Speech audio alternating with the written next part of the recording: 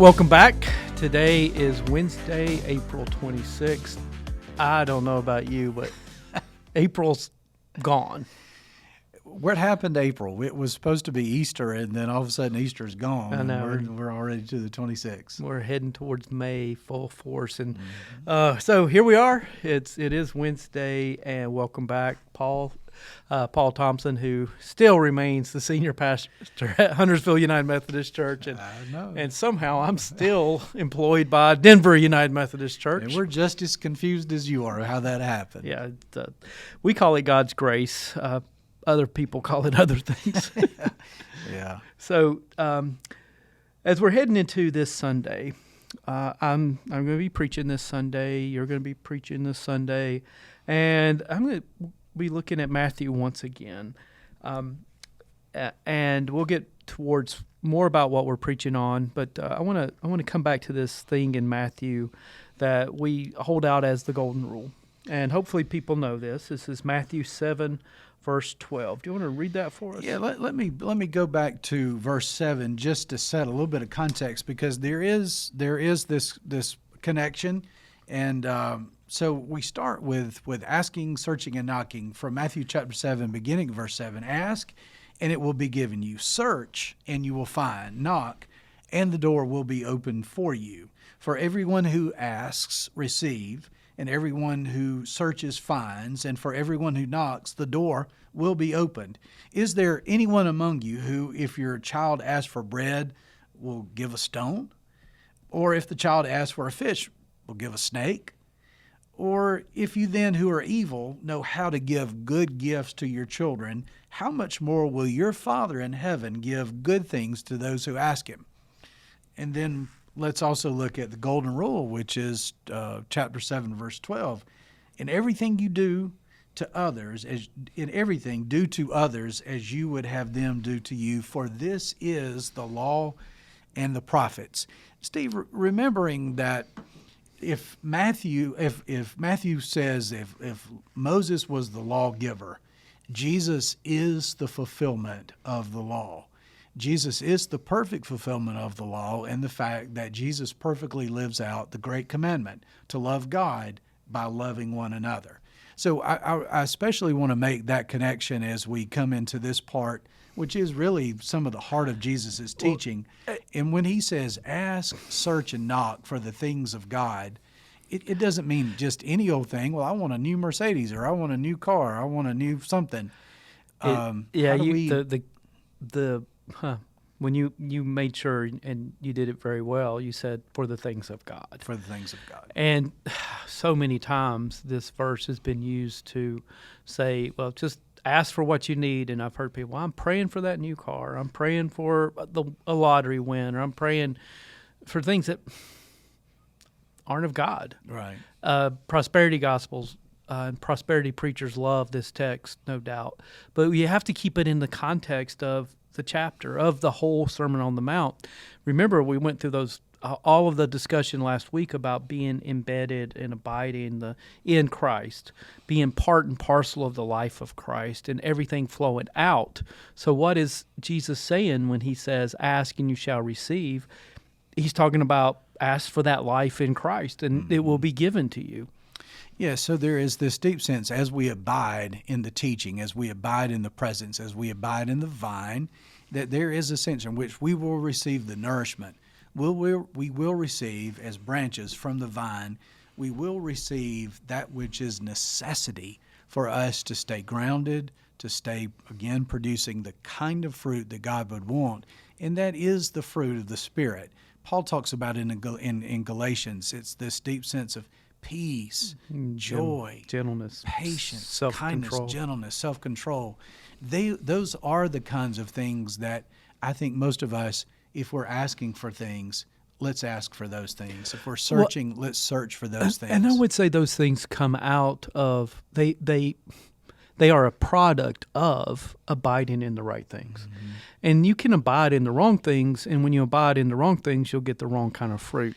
Let's take, for instance, if you immerse yourself in cable news, and I don't care if if it's Fox News or MSNBC or CNN or Newsmax. Just imagine if you immerse yourself into that world, that which are echo chambers.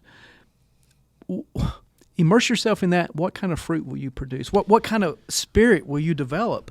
And I see people all the time having spirits of cynicism, skepticism, even hatred, certainly mistrust, anger. Those are the fruits of abiding in that type of stream. That's not what, and it drives me crazy because you can almost sense the talking points that are embedded in people. Those people are not there to provide you with a deep sense of joy. They're there to provide ratings boost, which is to keep you worked up and keep watching. And to keep selling advertisement and keep making money.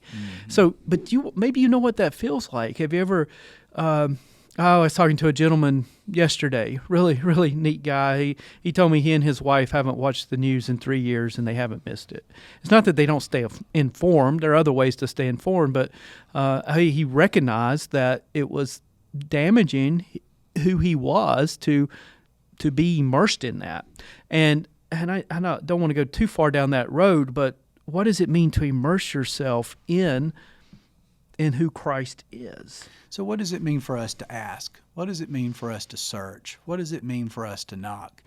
And the implication of Matthew 7, these verses that we just read, is that this good, loving, gracious God, like a father, would never give to you who seeks after such things the bread of life. He's not going to replace that with a stone. Instead of a fish, he's not going to give us a snake. He's going to provide those things that are...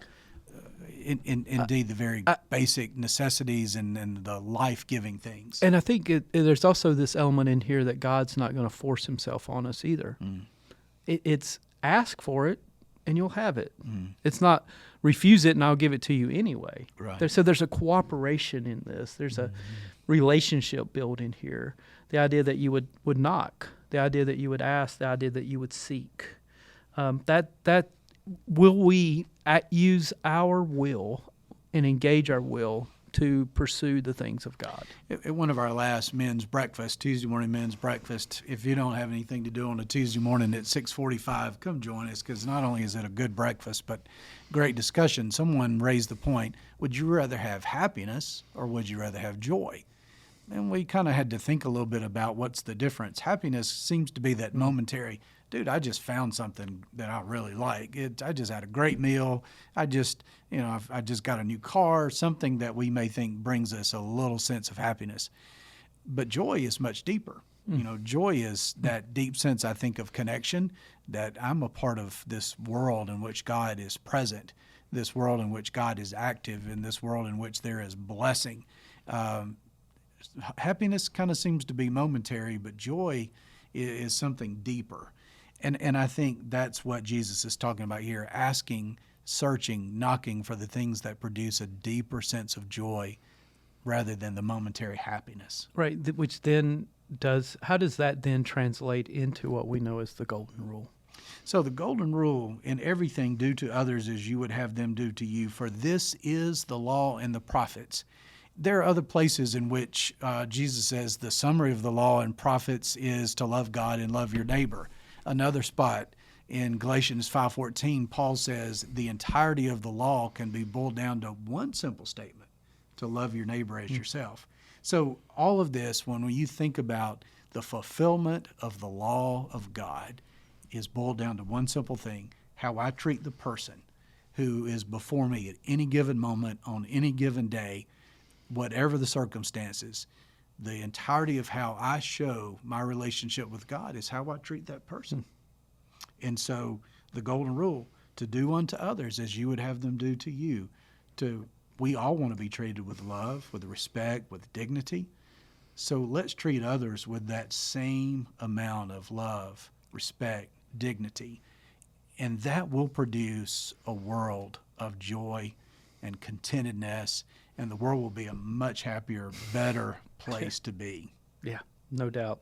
So immerse yourself in the right things, seek the right things, and because God desperately wants to give us the right things. Absolutely. That's a good word for today. Folks, thanks so much as always for joining us. I hope maybe even just getting the conversation started today is a good start to your day. Thank you.